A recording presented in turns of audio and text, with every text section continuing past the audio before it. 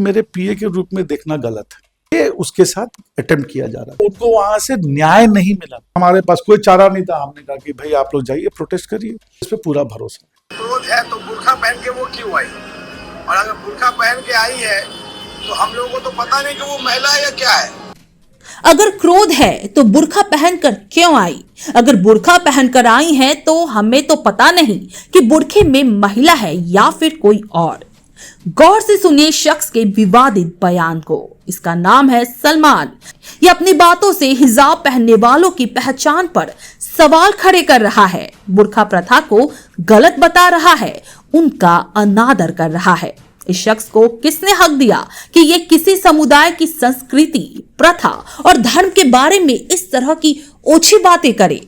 अब आपको हम ये भी बता देते हैं कि ये किस महिला की ओर इशारा कर रहा है। दरअसल जोड़ासांको से विधायक विवेक गुप्ता की पीए हैं पायल नाग, जो राजनीति से जुड़ी हुई हैं और समाज सेवा के लिए कार्य करती हैं। मगर इस शख्स द्वारा उनके व्यक्तित्व पर उंगली उठाई जा रही है। इतना ही नहीं, कुछ असामाजिक तत्वों द्वारा पायल नाग के फेसबुक पर जाकर उनकी तस्वीरों पर भद्दे कमेंट किए जाते हैं।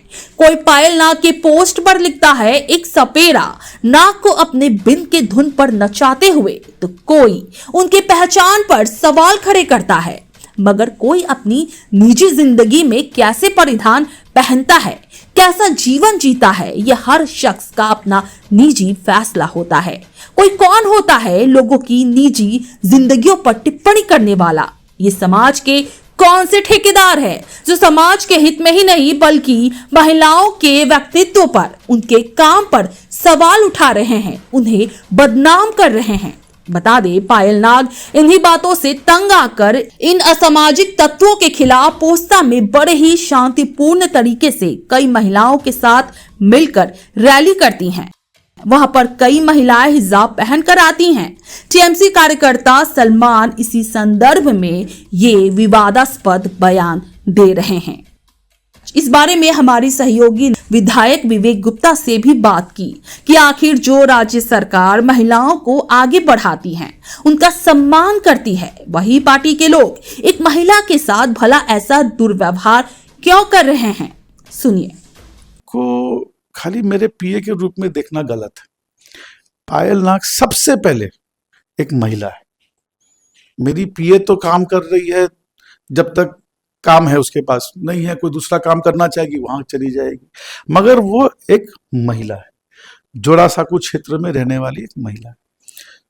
आजकल जो रेप हम लोग बोलते हैं, रेप सिर्फ फिजिकल रेप नहीं होता है, हम लोग उसको डिजिटल अरेस्ट या ऑनलाइन रेप या वो सभी बोला जा रहा है। ये उसके साथ अटेम्प्ट किया जा रहा था। हमने पुलिस में कंप्लेन किया, पुलिस ने कोई एक्शन नहीं लिया, क्योंकि आप लोग समझ सकते हैं कि पुलिस वाले लोग जो हैं कुछ लोगों के पैसे के दबाव में या इन्फ्लुएंस में आ रखे। मैंने खुद ओसी से बात की, ओसी चुप थे, फोन पे उन्होंने कोई रिएक्शन नहीं दिया, कुछ ये तक नहीं कहा कि मैं बोलता हूं। उन्होंने मुझे कहा कि मैं उनको बुला के मना करूंगा। ओसी के ये आश्वासन देने के बाद भी पोस्ट जारी रहे। मैंने डीसी सेंट्रल से बात की। डीसी सेंट्रल एक खुद महिला है, बड़े शर्म के साथ मुझे कहना पड़ रहा है कि खुद एक महिला होके उन्होंने भी बहुत नरमी का रुख अपनाया। उन्होंने सिर्फ इतना कहा, मैंने पायल जी को यह भी कहा था कि आप जाके डीसी सेंट्रल से खुद मिलिए और अपनी स्टोरी बताइए। डीसी सेंट्रल का ऑफिस ऐसा है कि वहां आप अपॉइंटमेंट के साथ नहीं मिल सकते, तो अपॉइंटमेंट मिलने में 3-4 दिन लग गए। जाके उन्होंने सब कुछ बताया तो उनको वहां से न्याय नहीं मिला। उनको वहां से ना तो न्याय मिला, ना कोई आश्वासन मिला। उनको एक एडवाइस मिला कि थोड़ा चमड़ी मोटा कर लो, महिला हो, इस क्षेत्र में हो तो चमड़ी मोटी कर लो और अपमान सह लो, बेइज्जती सह लो, रेप सह लो। तो जब यहां पर ये सब हालत हो रहा है तो मैं इसके बारे में और क्या कहूं। फिर हमारे पास कोई चारा नहीं था। हमने कहा कि भाई आप लोग जाइए, प्रोटेस्ट करिए। तो कल थाना ने हम लोगों को, पायल जी लोग सब गए थे, मैं नहीं जा पाया था, मैं पार्टी के दूसरे कामों में बिजी था, मैं नहीं जा पाया, नहीं तो मैं भी जाता। तो आश्वासन दिया गया कि अब पुलिस एक्शन लेगी। मुझे पुलिस पे पूरा भरोसा है, मुझे डीसी सेंट्रल पे भी पूरा भरोसा है। मुझे लगता है कि उनको ठीक से ब्रीफिंग नहीं दी जा रही है, मुझे लगता है कि उनको ठीक से जानकारी नहीं हो रही है कि किसी महिला, एक महिला चीफ मिनिस्टर वाले स्टेट में किसी महिला के साथ जब दुष्कर्म हो रहा है, आरजी कर का घाव अभी तक ताजा है लोगों के दिमाग में। वहां पर अगर किसी महिला के साथ ये सब काम हो रहा है और अगर एक महिला डीसी सेंट्रल चुप रह रही है, तो हमको या तो हम लोगों ने अपना सबक नहीं सीखा है, या हम लोग, और अगर पायल नाग, क्योंकि हमने हर पायल नाग ने एक एक प्रमाण दिया है, हाथ कंगन को आरसी क्या, आप पायल नाग के प्रमाण को देखिए, वो झूठ बोल रही कि नहीं बोल रही। आज उनमें से कुछ लोग उस पोस्ट को डिलीट कर रहे हैं, बट फोटोग्राफ तो है ही। इसका मतलब वो लोग डरे हुए, मगर प्रशासन को जो एक्शन लेना चाहिए, मुझे बहुत खेद के साथ कहना पड़ रहा है कि एक महिला की इज्जत और आबरू को बचाने में अभी तक प्रशासन नाकाम रहा है। ये मैं एज एन एमएलए बहुत जिम्मेदारी की तरह से कह रहा हूं, और मैं उम्मीद करता हूं कि प्रशासन आगे जाकर इस पे कड़ा से कड़ा कदम उठाए। पायल नाग मेरी पीए है, पीए बोलिए, पीए हटा दीजिए, पीए से उसकी परिभाषा नहीं है, वो उसका सिर्फ काम है। मेरे लिए 8 घंटा काम करती, बट 24 घंटा महिला है, 16 घंटा महिला है, 16 घंटा मेरे काम छोड़ने के बाद, 8 घंटा मेरा काम छोड़ने के बाद 16 घंटा उस पर अटैक क्यों हो रहा है?